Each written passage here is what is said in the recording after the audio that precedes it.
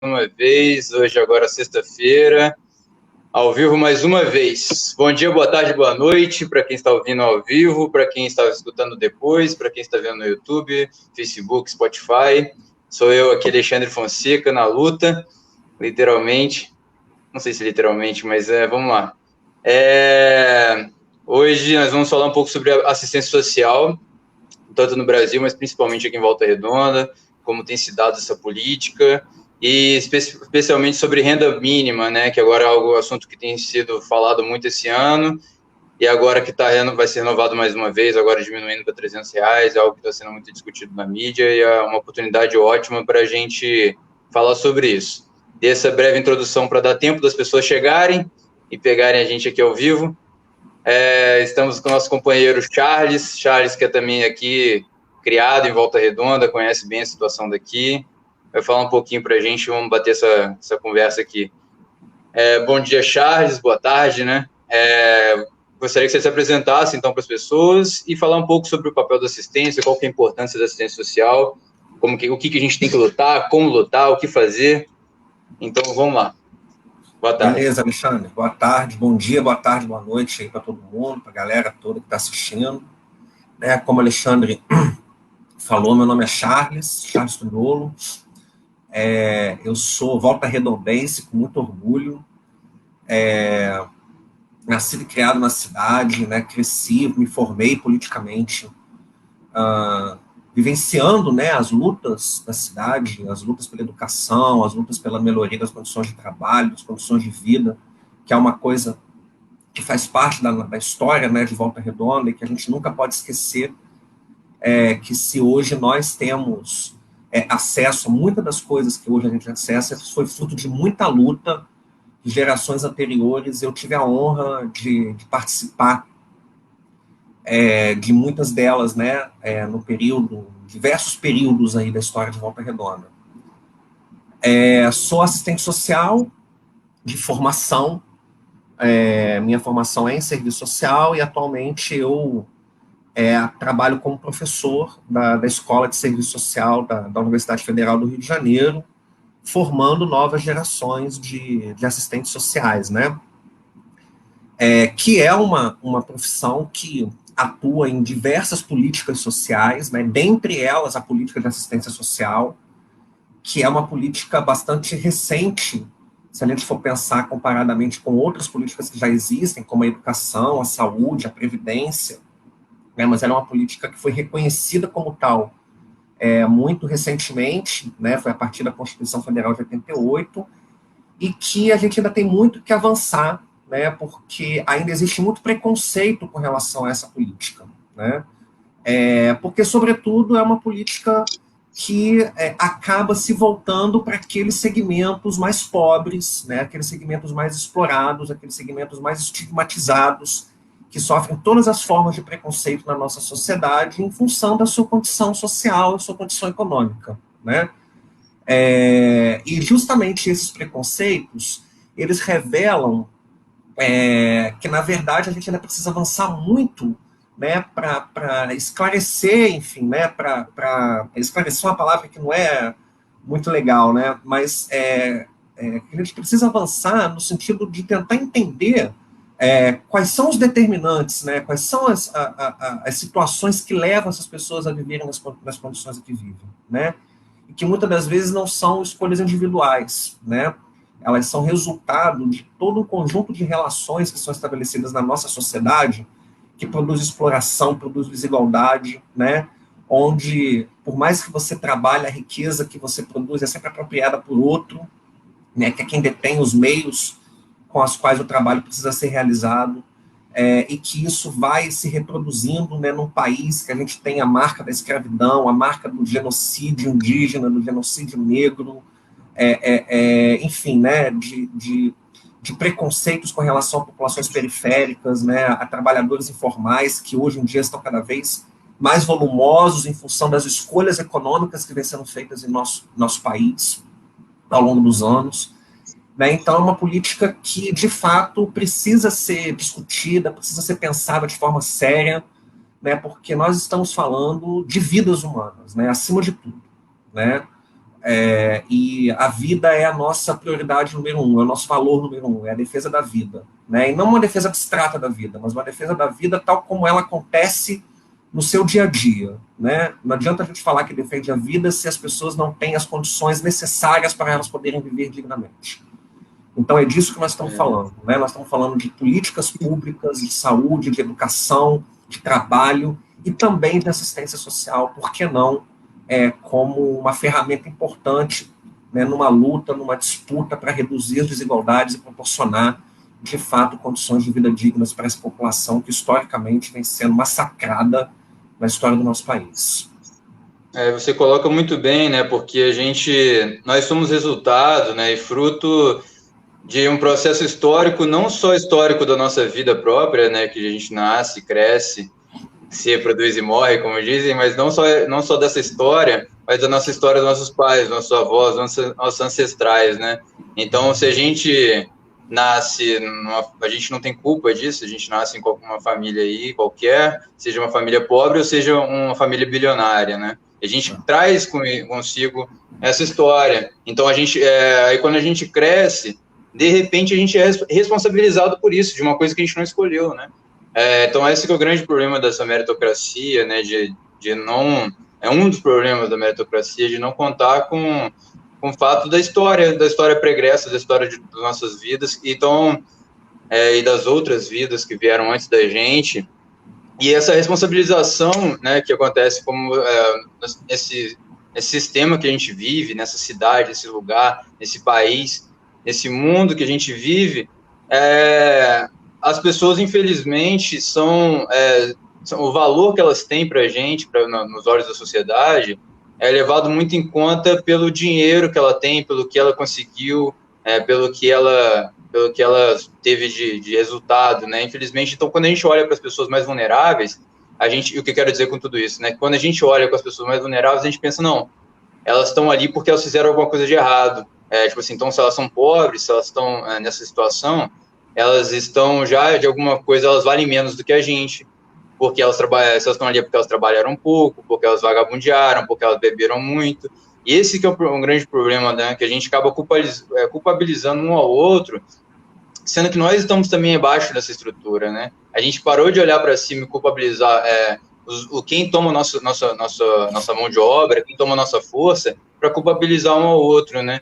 E eu acho que são questões importantes, só lembrando aí, galera, compartilhar esse vídeo, compartilhar essas mensagens, que é importante. A gente vive num momento crucial na nossa história, e falando de história de novo, eu acho importante todo mundo escutar essa mensagem. Então, esse debate, compartilha aí no Facebook, WhatsApp, todas as redes sociais. Mas é isso aí, Charles, continuando, né? Eu acho que a gente tem que realmente trazer a empatia de volta e pensar, né, no outro, que todo mundo está como a gente, né? Todo mundo sofre e a gente precisa dar o mínimo. Aí, trazendo esse assunto. E eu acho que o mínimo é o mínimo que a gente pode fazer, né? Porque eu acho que o nosso projeto maior precisa ser muito mais do que dar o mínimo, né? Mas nesse momento o que a gente tem de condições históricas é isso, né? A gente proporcionar minimamente essas condições de vida, mas a gente entender que se existem pessoas que têm muito e pessoas que têm pouco, né, isso tem a ver com a forma como a nossa sociedade está estruturada, como a nossa sociedade está organizada, né? Então a gente precisa mesmo ir à raiz das coisas, né? Ganhar consciência de que a gente tem uma luta maior para fazer, né, que é a transformação dessas relações, né, que de fato produza igualdade, mas igualdade no sentido pleno, né, produza emancipação, né, que a gente saia das rédeas da exploração, das formas de dominação, das formas de opressão, né, que nós estamos submetidos há séculos, né, e que se manifestam em pequenas coisas do nosso dia a dia que muitas das vezes a gente não se dá conta, né? Não se dá conta, por exemplo, quando a gente tende a ficar o tempo todo responsabilizando os indivíduos, responsabilizando as famílias pelas situações em que elas vivem, né? Não entendendo que essas situações, muitas das vezes, são situações que são produzidas por um conjunto de relações, que elas não, como você falou, que elas não escolheram. Também por relações, né, por situações que têm a ver com escolhas, é claro, nós somos seres pensantes, somos seres que agimos no mundo, mas é fundamental que a gente saiba que essas escolhas elas têm determinações sociais, né? E que a gente precisa olhar para elas com crítica, olhar para elas com firmeza, e pensar efetivamente que se a gente não transformar isso, a gente vai continuar vivendo essas situações de miséria humana, econômica, social, política, moral, que a gente vem vivenciando ao longo dos séculos da nossa história. A gente parou de entender que não existe vida individual, né? Nenhum ser humano, nenhum homem, nenhuma mulher, nem ninguém é uma ilha, como dizem, nem ninguém é uma ilha, ninguém vive sozinho, e a gente se constitui, se constrói como uma sociedade. Então, a gente tem responsabilidade, sim, pelo outro. Esse movimento conservador que veio na sociedade tentou desmembrar, né, a nossa responsabilidade social para dizer que somos só nós e a família, né? Então, isso vem até um pouco na política de ciência social, né, falando que não, a pessoa e tem a família, né? Se a família não conseguir ajudar a pessoa e a própria pessoa precisar, não tiver jeito, aí vem o Estado. Mas a gente tem que entender que, na verdade, todos nós nascemos da mesma forma nesse mundo e temos os mesmos direitos que todos. Ninguém nasce com sangue real, ninguém nasce com sangue azul, ninguém nasce divinamente, então ninguém merece mais do que o outro no momento que nasce. Mas por que uns nascem com tantos mais direitos do que os outros? Porque uns nascem com o direito de explorar a mão de obra de outro, já nasce com tantos iates, com tantas mansões, enquanto outros nascem sem saneamento básico, nascem sem condição de comer, sem condição de beber. Por que isso? Por que a gente nasce tão diferente? Eu acho que essa deveria ser a questão. Como eu disse, todo mundo deveria, naturalmente, moralmente, ter os mesmos direitos à vida e à sociedade. Porque aí a gente pode ir levando, né? Depois eu queria trazer esse assunto mais para frente, né? Do que a gente tem aqui? Qual que é o direito à minha cidade? Quem que é dono da CSN? Somos nós? Ou é quem está lá em Nova York ou não está? Então, essa questão da renda mínima, né, por exemplo, né, muita gente fala, não, mas a gente está distribuindo esse dinheiro, lá eram R$600, mas da onde que está vindo esse dinheiro? Quem tem direito a esse dinheiro, né? Aí que os mais poderosos, eles falam que eles estão segurando esse dinheiro, um certo dinheiro, e o direito de se distribuir o dinheiro como se fosse deles, como se a prosperidade, o dinheiro fosse deles, e a gente agora está se doando um dinheiro para as pessoas, um auxílio emergencial, que tem que ser no momento de emergência. Mas o que a gente tem que tentar colocar sempre, não, isso não é um auxílio, isso é direito, e também não deve ser só em momento de emergência, porque a população já vive em emergência há muito tempo. As pessoas vivem em emergência há décadas, e nunca saiu da emergência, né? Não foi só a pandemia. Eu acho que é um assunto importante para a gente trazer para cá. Eu acho também, Alexandre, eu concordo plenamente com você, né? Eu acho que a gente precisa lembrar que quem produz riqueza é o trabalhador, né? Não é o rico, né? O rico se apropria da riqueza daquele que lá, com o seu braço, com a sua mente, né, com as suas mãos, com o seu corpo, né, disponibiliza um tempo da sua vida para produzir riqueza que vai ser apropriada por outro. Né? Então, nada mais justo, né, do que essa riqueza ser revertida em serviços de qualidade para que essa população possa viver dignamente. Né? E é disso que a gente está falando quando a gente está falando de políticas sociais e, dentre elas, a política de assistência social. Né? Nós estamos falando de um retorno que é um retorno o retorno possível na nossa sociedade, né? Porque, na verdade, se a gente for parar para pensar, a nossa luta maior tem que ser a da não apropriação dessa riqueza que o trabalhador produz para depois ela ser revertida, né, em forma de serviço, em forma de direitos. Né? Mas, de fato, ele poder usufruir dessa riqueza que ele próprio produz, independente dessas formas de apropriação privada. Né? Eu acho que essa é a nossa luta maior. Né? Mas enquanto ela não vem, a gente não pode simplesmente fingir, né, que nada acontece. Né? Às vezes, muitas das vezes, né, a gente fala de pobreza, de miséria, e a gente lembra, sei lá, da África, lembra do Nordeste brasileiro, né, ou lembra, mas assim, às vezes a gente esquece de olhar. Eu sou nascido em Volta Redonda, eu trabalhei como assistente social em Volta Redonda, né? A gente tem lugares absolutamente miseráveis nessa cidade, né? E com muita gente morando, né? Com muita gente sobrevivendo, muitas das vezes sobrevivendo às custas da solidariedade que se constrói entre elas, né? E que muitas das vezes essa solidariedade ela é raptada, ela é sequestrada por organizações criminosas, né? Que se apropriam dessas redes de solidariedade para também se enriquecerem legalmente. Né? Então, nós estamos falando de populações na nossa cidade, né, que muitas das vezes são invisíveis para a gente porque estão afastadas do centro da cidade, ou quando vêm para o centro da cidade gera um incômodo, né, porque é como se as cidades não tivessem sido planejadas e não foram planejadas para essas populações, para que essas populações possam acessar aquilo que ela possa ofertar, né? Se a gente esquece do sentido primeiro da ideia de cidade, né? Que é a ideia de seus cidadãos. A ideia de cidade, ela surge justamente para que nós possamos viver coletivamente, nos proteger uns aos outros, né? Isso é ser cidadão. Cidadão é a gente se proteger, né? Então, quando a gente tem um poder público municipal, estadual ou federal, né, que se propõe a administrar, governar uma cidade, é disso que nós estamos falando. Nós estamos falando de um governo, de uma gestão para proteger os seus cidadãos. E proteger os seus cidadãos naquilo que os seus cidadãos necessitam, não naquilo que eu acho que é importante para eles, mas naquilo que é importante que eles tenham, né, o que eles identificam como importante para ter uma vida digna. Acho que é isso que é o papel das políticas públicas, esse é o papel dos governos, quando a gente está falando de proteção social, quando a gente está falando do que é viver, né, nesse mundo, do que é viver em sociedade. É isso aí, tipo assim, aí tem vários pontos interessantes que eu também acho que podia aprofundar, mas assim, o que eles têm, né? O que os poderosos, o que tem dinheiro, o que os ricos, os donos de grandes empresas e propriedade de terra, o que eles têm, na verdade? Eles têm o poder de dizer para onde vai o dinheiro, no caso, para onde vai esse recurso monetário, e o que vão fazer com aquelas fábricas. Eles têm os meios de produção, como a gente fala, né?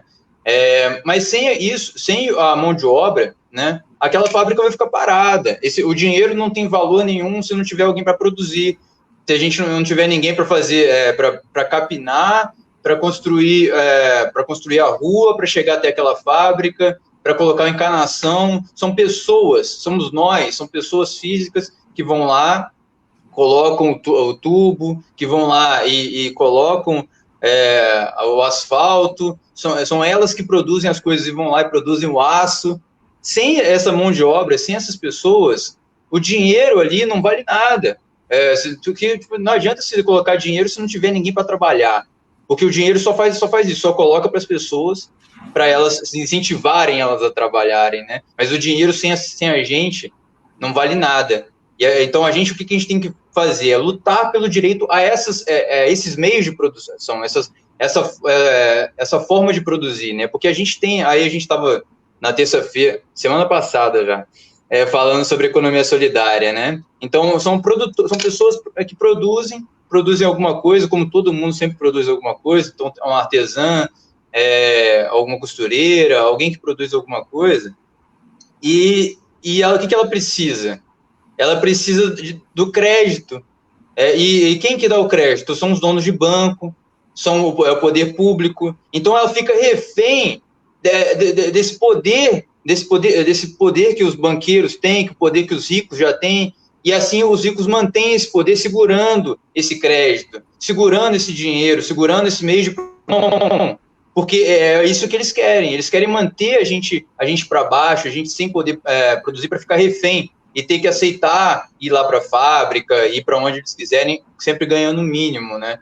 E é isso que a gente tem que lutar. Você falou do poder público, né? E eu acho que o poder público tem que auxiliar, não como o Samuca falou aqui na entrevista, eu sempre falo, porque eu vi essa entrevista dele e eu fiquei chocado, porque ele foi falando que ele acha que a ideia da prefeitura, ele acha que a prefeitura tem que servir para quê? Para ajudar empresário a dar emprego. Então, assim, ele acha que a prefeitura existe, o poder público existe, não para representar as pessoas, não para auxiliar no bem-estar ou construir junto uma sociedade melhor, mas para ajudar o empresário a criar emprego, né? Isso é tudo o inverso do que a gente pensa. E assim, a gente acha que a gente poderia o quê? O que o poder público pode fazer?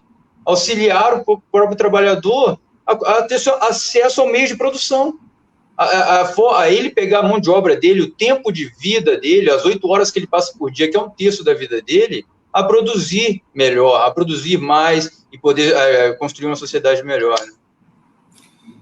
Eu acho que é isso aí, Alexandre, e eu vou dizer mais, assim, né? Eu acho que quando a gente está falando, né, por exemplo, os usuários da política de assistência social, né, que acessam programas de transferência de renda ou que acessam serviços socioassistenciais de modo geral, nos CRAs, nos CREAs, ou nos abrigos, nas entidades de acolhimento, né, nós estamos falando de pessoas que são da classe trabalhadora. Né? Eu acho que mais do que pessoas físicas, né, que vão lá e dão, né, a sua mão de obra, né, vendem a sua força de trabalho, nós estamos falando de uma classe, né, e de uma classe em que alguns vão acessar lugares no mercado de trabalho um pouco mais privilegiados e outros que sequer conseguem acessar, né, porque a gente vive uma crise econômica que ela é constante, né, ela tem momentos em que ela é um pouco mais controlada e em outros momentos que ela não é, né, mas a gente já vê, por exemplo, o crescimento do mercado informal no Brasil já há muitos anos e agora deu um pico com essa crise econômica que nós estamos vivendo recentemente, e são todos membros da mesma classe, né? Então, eu acho que quando a gente pensa em políticas, né, de políticas públicas voltadas para garantir esses direitos mínimos de segurança social, de seguridade social, de proteção social dessa população, a gente está falando também de dialogar com essa população sobre essas questões que você levantou, não é? Que eu acho que é um pouco o papel do poder público também, né? Um poder público que se pretende ser uma ferramenta de transformação social, e não uma ferramenta de reprodução disso que está aí, que só beneficia aqueles que já são privilegiados, né? De colocar os serviços a serviço de trabalhar a consciência, trabalhar a politização, mas uma politização no bom sentido, né? De colocar as claras, né? Quais são as relações determinantes dessa nossa sociedade, né? De que é preciso participar politicamente, de que é preciso se organizar, de que é preciso lutar, porque direito não é concessão, direito a gente só tem quando a gente luta para conquistar, não é? E a gente vem aí sofrendo uma série de ataques com relação aos direitos, né? Quer dizer, é vergonhoso que a gente está vivendo hoje com essa história do auxílio emergencial a nível federal, quer dizer, no meio de uma pandemia, onde tem mais de 120 mil mortos no país, né? A gente está discutindo. No primeiro momento discutiu se ia ter ou não ia ter o auxílio emergencial, se não fosse uma pressão popular, não ia ter, né? E agora está discutindo a redução do valor, enquanto isso os créditos para banco continuam rolando, né? Como você bem falou aí, né? Então, sabe, a gente precisa se posicionar, afinal de contas nós queremos o governo para quem? Né? Nós queremos colocar a máquina pública a serviço de quê? A serviço dos empresários, como disse o prefeito de Volta Redonda, né? Ou a serviço dos seus cidadãos, né, e das necessidades concretas que eles possuem para garantir, para ter mínimas condições de vida. Acho que é disso que nós temos que falar, é disso que nós estamos falando. É isso, eu acho que, assim, a gente está numa situação tão... Eu tenho sempre trazido isso para toda a discussão que a gente faz, porque eu acho que é importante ser dito, e sempre que não é dito eu fico um pouco até chateado, porque é o senso de urgência, o senso da gravidade do momento histórico que a gente vive. Nós estamos num momento tão crucial, tão crítico, tão apertado. Isso já estava antes da pandemia, eu já falava isso. Eu falava para meus pais, falava para meus amigos, falava, pessoal, olha o que está acontecendo. A gente vai na vila, a gente vê como que está aumentando o número de população de rua, as pessoas precisando vender todo tipo de coisa, caneta, chiclete, tudo, e tentando se virar realmente para viver de qualquer forma. A gente fala com as pessoas, a gente vê como que está vulnerável. Isso não pode estar dando certo. Tem uma coisa de muito grave acontecendo. A gente via isso. E agora, então, a gente não pode deixar de falar o quanto a situação está grave, e vai ser grave. Vidas estão sendo perdidas, tanto pela saúde, quanto economicamente. E aí, a culpa não é da pandemia só, a gente poderia ter unido a economia com a saúde. A economia já está matando gente há muito tempo, e vai continuar matando, infelizmente. Então, a gente tem que usar essa oportunidade, para colocar, não oportunidade, né, mas esse momento para colocar isso em voga, assim, a renda mínima é um básico do mínimo, assim, a gente tem que discutir disso para frente. Renda mínima deveria ser uma discussão ganha. As pessoas não podem ficar sem o mínimo do dinheiro. O Bolsa Família não alcança as pessoas, além de ser muito baixo, alcança pouquíssimas pessoas, famílias de 5, 6, 7 pessoas, viver com R$150 é ridículo, assim, é assustador, é triste, bizarro. Então, a gente deveria, o mínimo deveria se avançar isso. Agora, para frente, a gente tem que pensar em outras coisas, mas questão da renda mínima, a gente não pode deixar abaixar esses R$600. Mas aí, eu vou colocar, estou me atropelando um pouco, mas só para aumentar.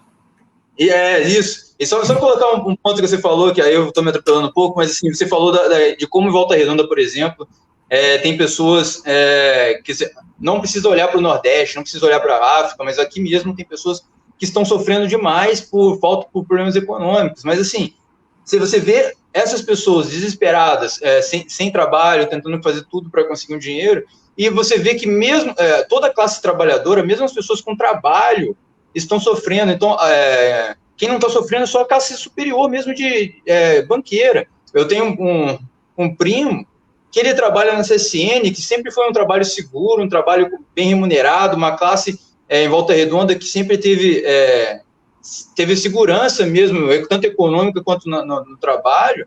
Ele tem que levantar às 5 horas da manhã para ir para trabalhar, chegar do trabalho 5h30, para ir para sua empresa que ele montou de lanche, para chegar em casa 2 horas da manhã.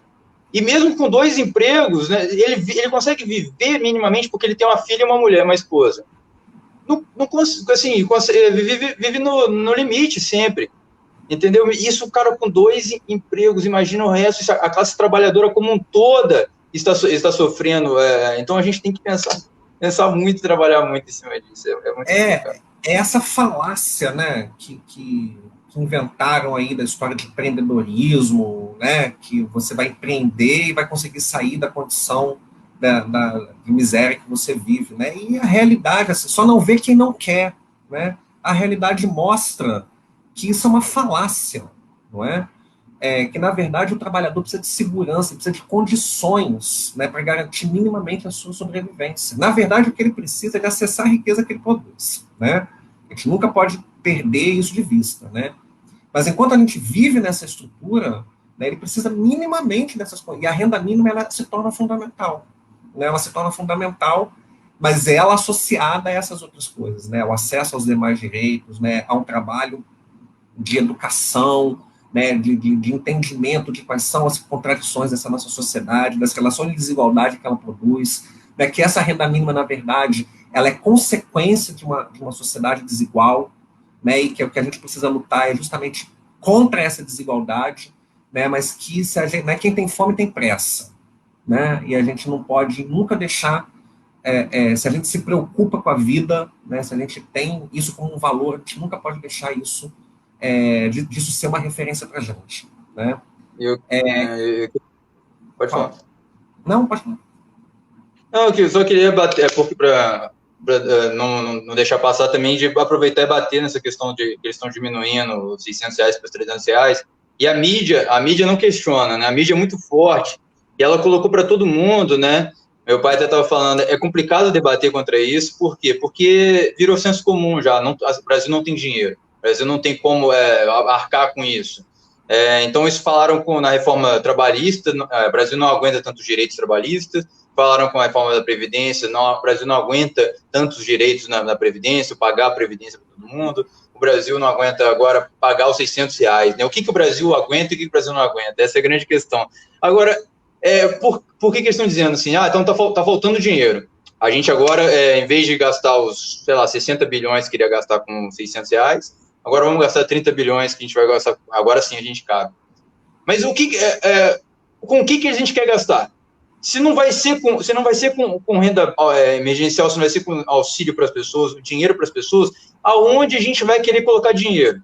Qual que é o papel do Estado? Se está faltando dinheiro, assim, onde que a gente vai colocar? Qual é o resto do orçamento brasileiro? Está indo para onde?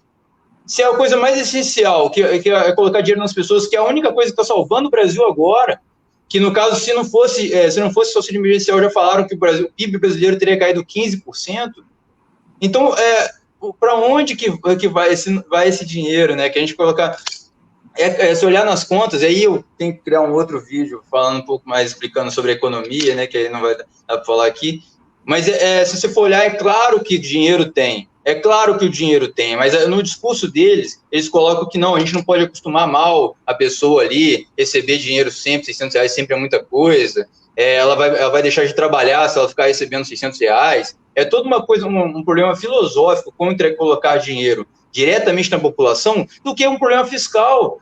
Porque dinheiro, a gente sabe, você como citou, ele vai para banco, vai para dívida, para um monte de coisa, que assim, e se a gente gastar? Vamos fazer um experimento, vamos fazer uma pressão. Tá, agora coloca R$600 na renda emergencial para as pessoas. Coloca em todo mundo e vamos ver a consequência disso para o Brasil. Porque pior que não fica, como diria o Tiririca, né? A gente perdeu 10% do PIB, vamos ver, não tem emprego para ninguém, vamos ver no que vem qual vai ser a consequência disso. Não faz.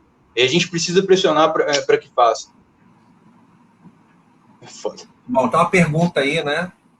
Essa classe trabalhadora vem conseguindo garantir o mínimo agora, sequer vem garantindo o mínimo agora, o que nos faz acreditar que no futuro o capitalismo vai ceder em tudo aquilo que não está cedendo agora? Será meramente falta de luta da nossa parte?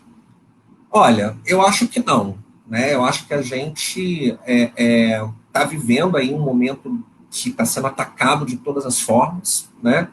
E que a gente precisa pensar em forma de se reorganizar, né? Mas a gente também não tem que ter ilusões de que essa sociedade capitalista, não é? Ela não é moralmente ou estruturalmente solidária, né? Ela vive da exploração, né? E eu acho que é isso que nós temos que ter clareza, né? E a nossa organização, ela tem que ser para garantir políticas públicas de uma forma imediata, né? Mas ela precisa ter no horizonte a superação daquilo que produz, inclusive, a necessidade dessas políticas públicas, né? Que são essas relações estruturais de desigualdade, né? E aí, fazendo, né, um ponto, um paralelo aí com o que o nosso companheiro Alexandre colocou, né, eu acho muito importante isso que você colocou, Alexandre, porque eu tenho uma visão, e eu defendo ela com argumentos sólidos, de que o papel do Estado é gastar com a população. Né? Essa história de teto dos gastos, né? Essa história de que o Estado precisa economizar, isso é balela. Isso é historinha para boi dormir.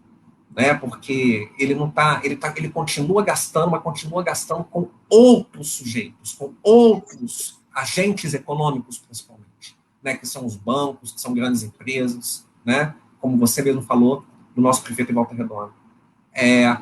A gente precisa gastar com essa população. Para isso, o Estado ele tem que servir para proteger os seus cidadãos, e para isso ele precisa gastar, não é? E para ele gastar, ele precisa de dinheiro.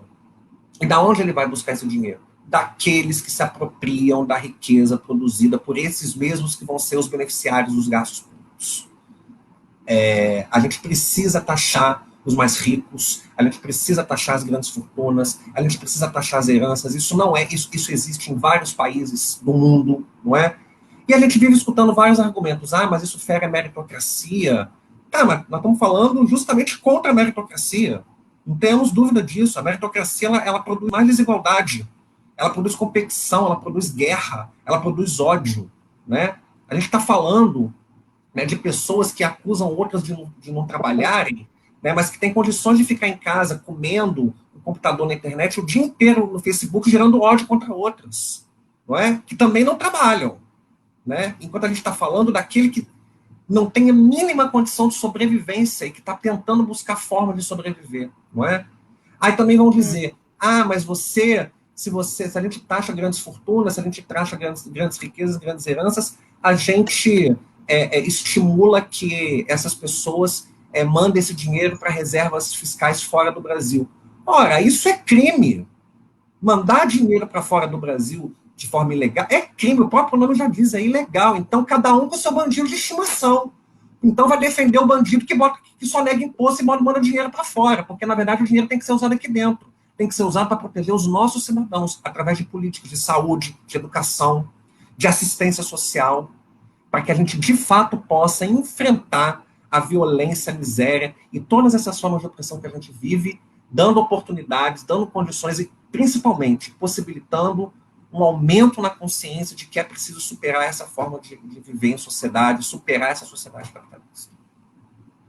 Ligando a pergunta com o que você falou também, né? Assim, primeira coisa, né? A gente sempre tem que debater que a forma que a gente vive hoje, e isso vale para qualquer período histórico, né? A forma que a gente vive é sempre uma forma de escolha, né? Ela é sempre, ela nunca é fixa. A gente sempre pode escolher viver de outra forma. Isso como sociedade.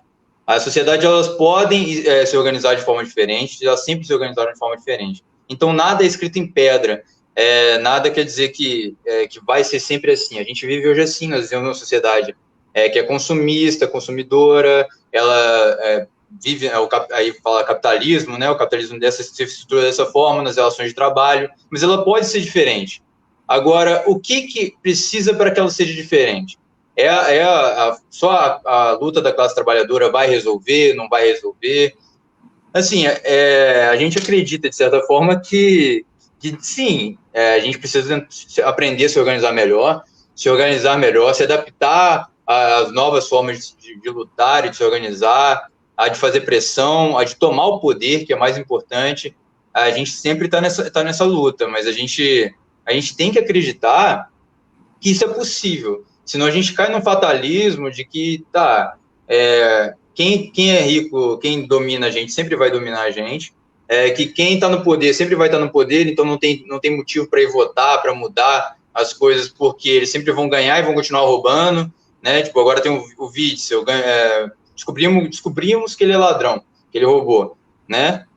Para não entrar em problema de justiça, vou dizer assim, ele foi acusado. Eu não votei nele, então eu fico muito...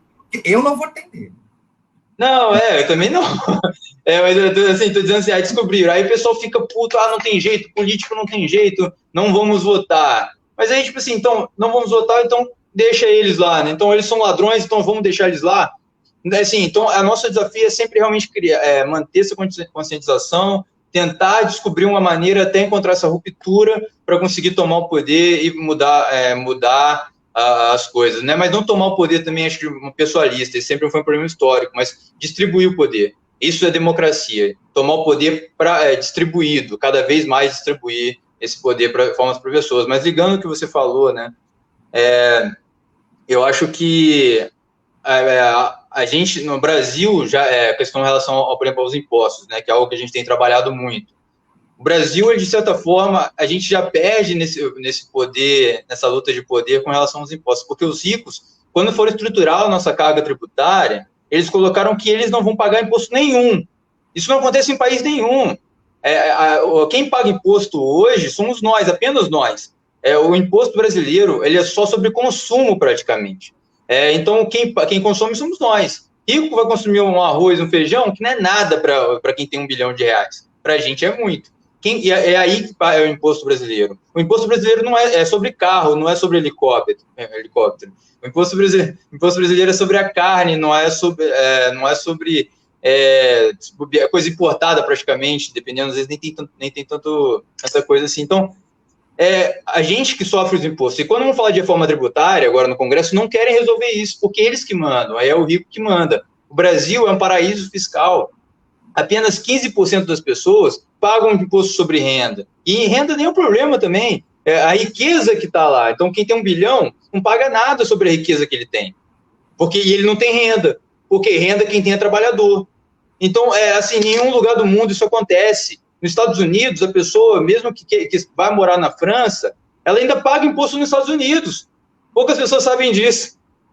Você não tem como fugir do imposto americano, menos só se morrer, nem morrendo, porque você ainda paga imposto sobre herança, de quase 40%. Então assim, o Brasil é o paraíso fiscal de qualquer bilionário, assim, isso é inigualável no mundo. Então, isso tem como mudar. Isso tem como mudar, porque nem sempre foi assim na história do mundo e nem sempre vai ser. Então, a gente escolhendo nossas lutas, pensando, a gente pode ir mudando as coisas. Bom, aqui tem uma pergunta, né? Como conseguir transformar essa realidade em taxar grandes fortunas e outras ações, sendo que no senso comum os descapitalizados defendem o capital privado? Nós estamos aqui fazendo isso, né, companheiro? Né? É o esforço de dialogar com esses segmentos, porque quando a gente está se propondo a fazer uma conversa assim, numa live, né, ou dialogar com a população, são com essas pessoas que nós queremos conversar, né? Dizendo, olha, você está comprando um discurso em que nada te atende, né? Você está comprando um discurso hoje que, na verdade, está te trazendo mais prejuízos, né? E isso é um projeto que está posto na nossa sociedade, né? Um projeto de poder, né? Se nós elegemos um projeto neofascista e ultra-neoliberal, é porque, infelizmente, as pessoas foram enganadas com relação a isso. Então, o nosso papel aqui é justamente desmistificar, não é? É falar, olha, abre o olho e vem para a luta, porque se a gente não fizer isso, a gente vai ser engolido, não é? E em Volta Redonda, isso ganha proporções enormes, né? Primeiro porque é uma cidade que sempre respirou luta, né? A luta pela construção da CSN, a luta pela construção da cidade, né? A luta pela ocupação urbana, a luta por melhores condições de trabalho dentro da usina, a luta por melhores condições de vida, né, das mulheres, dos negros, dos estudantes, dos professores, né, que sempre protagonizaram lutas históricas nessa cidade, que se a gente tem minimamente alguns direitos reconhecidos por conta dessas lutas e que foram perdidas e que a gente precisa resgatar. A gente precisa resgatar essa história e resgatar essa vontade de participação política, porque sem participação política séria, a gente não altera os rumos da sociedade que a gente vive, né? Então, isso também é um chamamento, né? Falar de políticas públicas e de participação popular na condução delas é também um chamamento à luta, né, para pensar as formas de produção de desigualdade e como a gente pode superar essas desigualdades, né? Nós estamos falando de uma cidade em que os trabalhadores construíram ela com suas mãos, né? A CSN foi construída por trabalhadores que depois foram abandonados e que tiveram que se virar nas imediações da cidade. Nós estamos falando de uma cidade que tem uma empresa que tem lucros bilionários à custa dos nossos pulmões, à custa da nossa saúde respiratória, né? Fora a água, né, o Rio Paraíba e tudo que nós perdemos ao longo dessa história. Nós estamos falando de uma cidade que 1/4 do solo da cidade pertence à usina. Não é? Porque na época da privatização, né, como era uma empresa estatal e depois foi privatizada, foi para a mão da iniciativa privada. Não é? Enquanto nós temos gente sem casa, não é? Enquanto nós temos N outras oportunidades de se investir em infraestrutura, utilizando esses terrenos, né?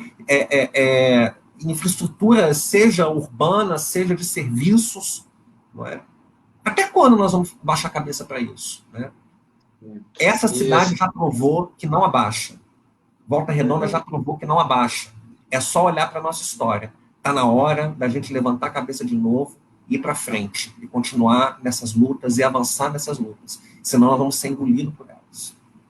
É isso aí. E só respondendo rapidamente também a pergunta, e já estamos batendo aqui quase 40 minutos, muito bom esse papo, acho que a gente tem que, com certeza, marcar mais uma vez para aprofundar nesses assuntos. Eu sempre falo isso porque, realmente, são assuntos muito interessantes, mas, assim, como essa ideologia que foi colocada, né, de que dessa meritocracia brutal, desse ultra-neoliberalismo guedesiano, né, é também algo recente e algo também muito, muito mutável, assim.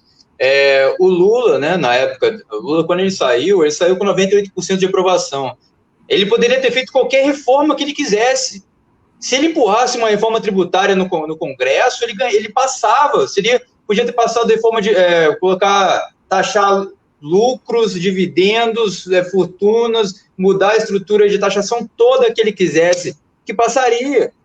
Um presidente com 98% de aprovação, o povo nem ia olhar direito para a legislação, e agora esse presidente que nós temos 30% de aprovação, e olha o poder que ele está tendo, né? Independente das coligações e das milícias que ele tem feito. Mas ele tinha um poder que conseguiria ter feito, poderia ter sido feito, foi uma escolha não ter sido feito. Ele mesmo diz, né? Mas então, isso pode acontecer de novo, e agora eu vou voltar para Volta Redonda, por exemplo. Você acha que talvez se um prefeito for eleito, uma prefeita foi eleita amanhã, Se ela chegar, colocar um palanque na frente da prefeitura, levar o discurso de bairro a bairro, eu falo, olha, essa propriedade que vazia tem que ser cobrada mais caro, essa propriedade que não está sendo feito nada, ela tem que pagar mais, essa propriedade gigante de quilômetros parado tem que pagar mais. Quem tem terrenos de 20 milhões de reais tem que pagar mais. Quem polui e ganha bilhões tem que pagar mais. Você acha que o povo não iria para o lado dela? Você acha que a Câmara, vendo que o povo foi para o lado dela, não iria? Porque ele teria medo de não ser reeleito? Porque aí sim o poder está no povo. Mas onde está os nossos prefeitos? Não está na rua, não está fazendo política com o povo. Está chamando todos os concorrentes dele na última eleição, América Tereza, Nelsinho Gonçalves, Zoaim, Baltazar, todos que lutaram contra o Samuca na eleição, foram pro lado dele, porque ele fez política com o quê? Com um político. Ele aparelhou a Câmara, aí você está devendo o quê? Você não está devendo mais à população, você está devendo aos políticos, o interesse dos empresários, da CDL e etc. Aí essa política realmente você não faz nada. Agora, se você for diretamente no dia a dia, nos bairros, falar com as pessoas, olha, isso vai ser para o melhor, porque com esse dinheiro a gente vai colocar na educação, no trabalho, na renda, talvez renda mínima, aí sim eu tenho certeza que a situação iria mudar, só que não fazem. E a gente tem que, isso é possível de mudar, e mudar até rápido, a curto prazo. Agora eu me empolguei um pouco, até levando um pouco para além da questão, mas eu gostaria de agradecer muito a participação de todos que perguntaram, todos que comentaram. Tenho certeza que muita gente aí comentou boa tarde, então boa tarde para todos. Depois eu vou curtir tudo aí. E agradecer a presença do nosso companheiro Charles, tenho certeza que ele vai estar de volta nesse horário apertado que ele tem, mas a gente arruma um jeito. Muito agradecer a todos. Valeu, Charles, completa a sua fala e vamos lá. Eu acho que você tocou num ponto fundamental aí, Alexandre, né, que é a participação política, né? E a gente precisa estar muito atento, né, nos processos eleitorais de modo geral, né, porque a gente se vende muito discurso, né, do bom gestor, do gestor eficiente, quando, por exemplo, né, a gente tem trabalhadores do serviço público que sequer são concursados, né, que são contratados em forma de RPA, de forma precária, com alta rotatividade, como é, por exemplo, o caso da assistência social, né, em muitos lugares, inclusive em Volta Redonda, né, onde não se cria vínculo da prefeitura com a população, e isso me parece ser proposital, né, por causa dos baixos salários, da alta rotatividade, não é, das dificuldades, das condições com que esses trabalhadores, né. Então, dotar a máquina pública de qualidade de serviço, dotar a máquina pública de trabalhadores concursados, de trabalhadores que tenham estabilidade, que possam pensar em ações de longo prazo junto a essa população, seja com ações de renda mínima ou qualquer outra ação socioassistencial ou de qualquer outra política pública. Isso é fundamental para a gente alterar os rumos do que a gente está acostumado a ver como política, essa política de conchavo, né?